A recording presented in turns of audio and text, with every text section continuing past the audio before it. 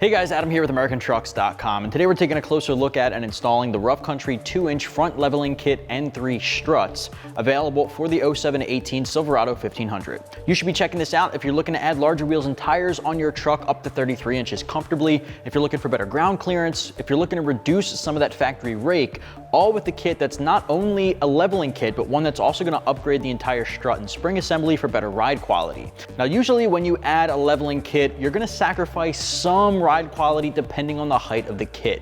If you're looking to avoid that, picking up a full strut kit like this here from Rough Country replaces the entire factory strut assembly and prevents the use of just a top spacer by building it all into an N3 strut they have here. Now, this performance strut uses a 1 3/8 inch bore with a nitrogen gas charging for better ride quality, handling, and the reduction of shock oil aeration. Now, this kit is also going to use a progressive spring rate and a variable valve timing, a dampening inside to make sure you get a really comfortable ride as a daily driver. But once you start going off-road, it's going to start using that variable dampening here to give you that better handling quality on the rugged terrain. This strut, while it's upgrading the quality of the ride, is still going to bump up your front suspension 2 inches.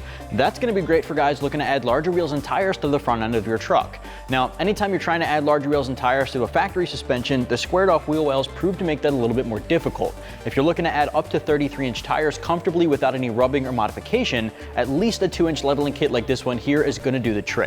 Now, if you're looking to add up to 35s, anything under a 6-inch lift kit will require some heavy modification, as 35s will rub without a 6-inch or higher leveling kit or lift kit. Keep that in mind. This kit is also going to give you some more ground clearance at the front end. Now, 2 inches isn't a ton of front end added ground clearance, but nonetheless, 2 more inches over the factory suspension may help you get over some of the smaller on or off-road obstacles that you may not have otherwise been able to get over with a factory suspension. It's also going to help level out the truck's appearance. Now, off the factory line, you have what is known as rake. Your front suspension sits lower than the rear to help with towing and hauling applications. 2 inches here is going to bring your front end up just a little bit, reducing that factory rake without completely eliminating it. Now, if you're looking to keep towing and hauling, or if you're looking to keep some of that rake intact, this kit will do that without completely eliminating it. Now, the price tag for this kit's going to come in right around $375, so it is a little bit more expensive than your traditional leveling kit that adds a spacer to the top of your factory strut, but factor in the ride quality improvements here, and it's definitely worthwhile. The quality of construction here, goes without saying, is extremely high.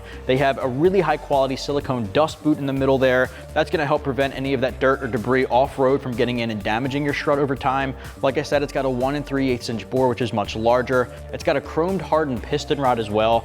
Really high quality spring there that's preloaded with the strut head already installed, and it's already built to handle that 2 inches of lift. This particular kit doesn't require disassembling anything. It's really just going to pop your factory strut out, pop the new one in.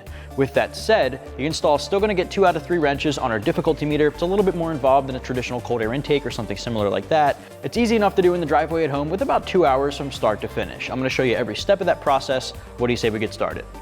Tools used in the install include a cordless impact, an air impact gun, a pry bar, panel removal tool, 10, 14, 15, 17, and 21 millimeter deep sockets, 15 millimeter wrench, 15 and 18 millimeter ratcheting wrenches, and a hammer. All right, let's kick off the uninstall here. The first thing we want to do is remove the brake line brackets and the ABS line brackets so that when everything's loose and at full slack or full droop, it's not putting pressure on these lines. There's a 10 millimeter right here and a 10 millimeter right there. So grab your 10 socket and get those 2 off. Now, what I like to do, just so we don't lose the bolt, is just thread it on a couple of threads right back in the hole while the bracket's loose. That way we know where it is. Same thing back here. Take that bracket off. I'm just gonna lightly thread it back in, just like that. All right, next up, we're gonna loosen up the top nut for our sway bar end link. In order to do that, however, just because there's not a whole lot of room to work with, I'm gonna put a 15 millimeter wrench on the nut on top and use my 15 deep socket on the bolt going through the bottom, and that'll loosen it up. All right, just like that. Now, you don't have to take the entire end link straight down. Just wanna grab that nut off the top, and if you can, take the bushing off as well, and just set those aside. All right, next up, we're gonna loosen up and remove our tie rod end. Grab your 21 millimeter deep socket and get that guy off.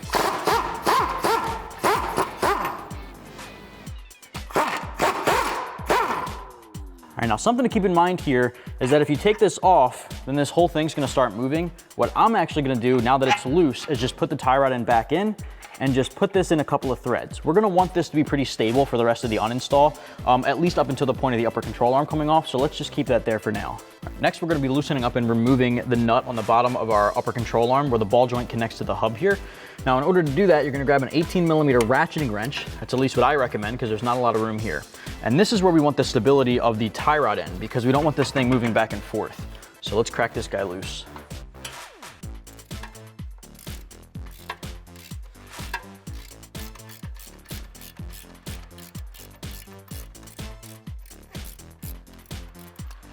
All right, now once this is loose, what we're gonna do is take the nut completely off and then thread it back in a couple of threads, just so it holds the knuckle in while we break it loose. All right, so it's on a couple of threads there. Now we can grab a hammer and start tapping on the side to dislodge the ball joint. There it is. So now that we have everything loose, let's take our tie rod end completely off. I'm just gonna put this nut back on so we don't lose it. Now we can swivel this guy out. We're gonna push down and remove the nut here. Okay, once this nut is off, I'm gonna set that guy aside. This upper control arm is gonna pop out, so you just wanna be there to support it. Okay, just like that. Make sure the lines are out of the way, and now that's free. Now we wanna remove the two bottom strut bolts, they're 17mm. Keep in mind, once these two guys come out, the entire lower control arm is gonna drop down, so just watch your head.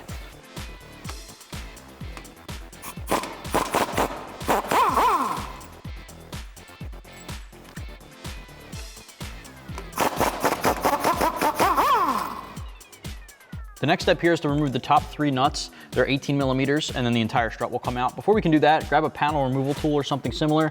There are these little clips holding onto the front stud, and then the one closest to the front of the vehicle here on our driver's side. Just gonna pop those guys off. Same thing on the opposite side as well. So once you have those off, grab an 18mm ratcheting wrench and get those three off.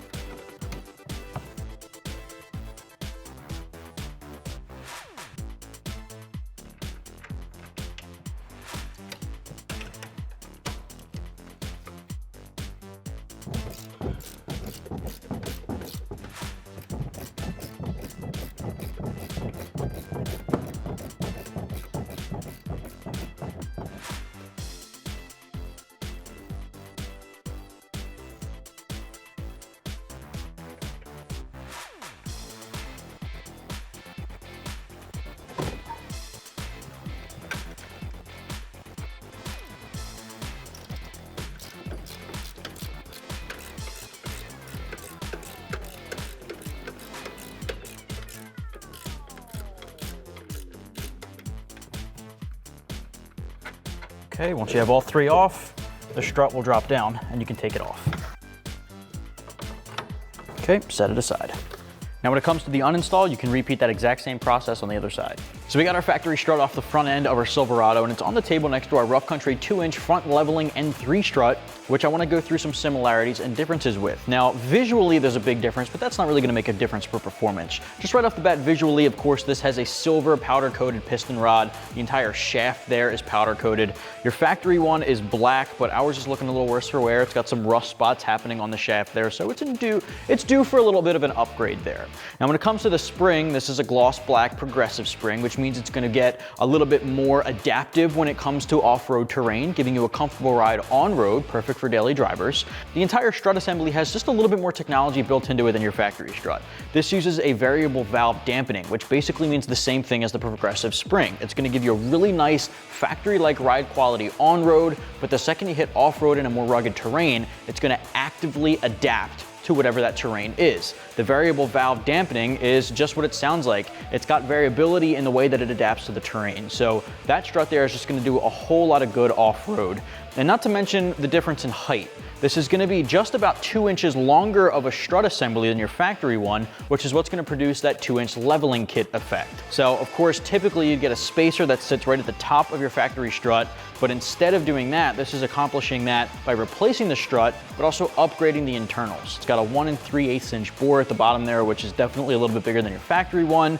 Altogether, it's just got a high quality build. The dust boot in the middle is made of silicone. Your factory one is as well, but this definitely feels a little bit more high quality when you have it to the touch. The factory one just feels like it's about to crumble. Now with that said, what we're gonna do is start installing this guy because visually there's not a whole lot to talk about. The internals are what makes the difference with the dampening and of course the 2-inch leveling, which we're gonna see in just a second. So let's get this guy installed. All right, so first step of the install, we're gonna grab our strut, we're gonna feed it up through. Make sure the holes line up.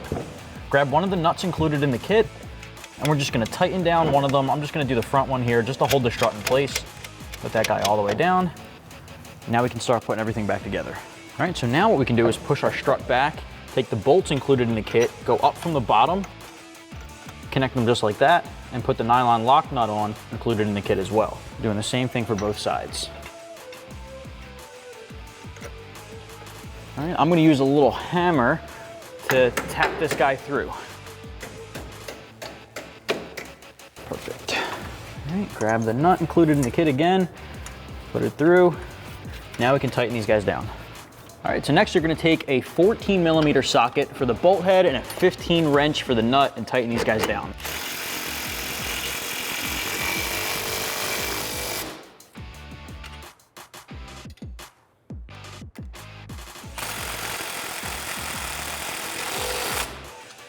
Next up, what we did was lowered the vehicle down. I have a floor jack underneath of our lower control arm, jacking it up. Now the reason I'm jacking it up is because we need to get this knuckle closer to the upper control arm so that the actual ball joint and stud will go through. So now we can push this guy up into position, lift up on the control arm, drop the control arm through. Now what I recommend doing is having a pry bar on hand to put under the coil to push the stud all the way down.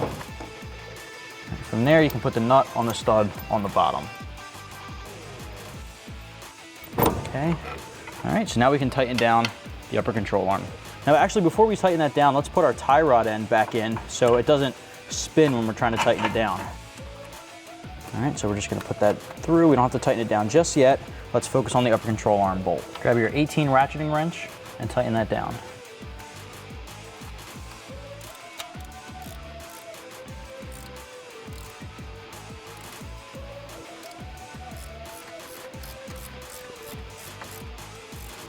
Okay, tighten that guy down, and now we can move on. Next, we can start putting our sway bar end link back on. If yours came out like ours did, the stud's gonna go through the bottom. Before you put it all the way through, put the sleeve in the middle, then line up the stud through the top. And again, I'm using a floor jack to push this guy up enough. Put the grommet on, or the bushing, and follow it up with the nut. We just need enough thread to catch that nut. Now we can tighten this guy down. All right, next up, 15 socket on the bottom, 15 wrench on the top, tighten that down.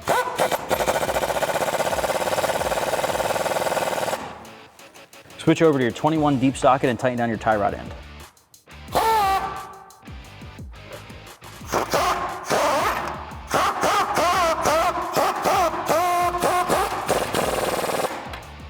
Now what we can do is just put the 3 nuts back on the top. I'm gonna tighten this guy all the way down. That's the one we put on first. Okay, I'm gonna put them on the back too.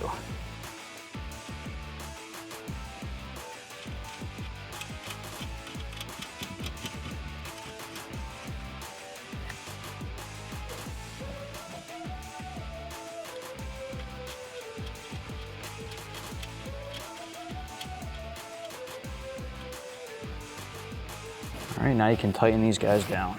Grab your 15 ratcheting wrench and tighten them down.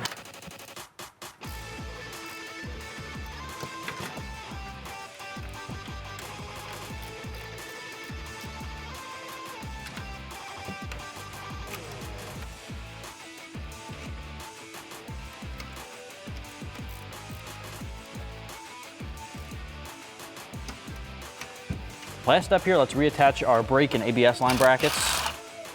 Pull the bolt out, make sure the stud's on there properly. Grab your 10 socket and tighten that down. Same thing for the top.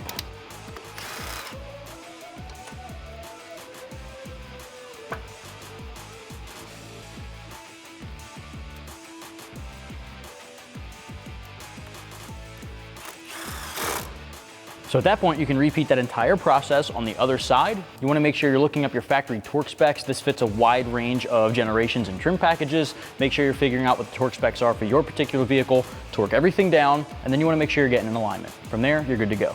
That's going to wrap up my review and install for the Rough Country 2-inch front leveling N3 struts, available for the 07 to 18 Silverado 1500. Get yours right here at AmericanTrucks.com.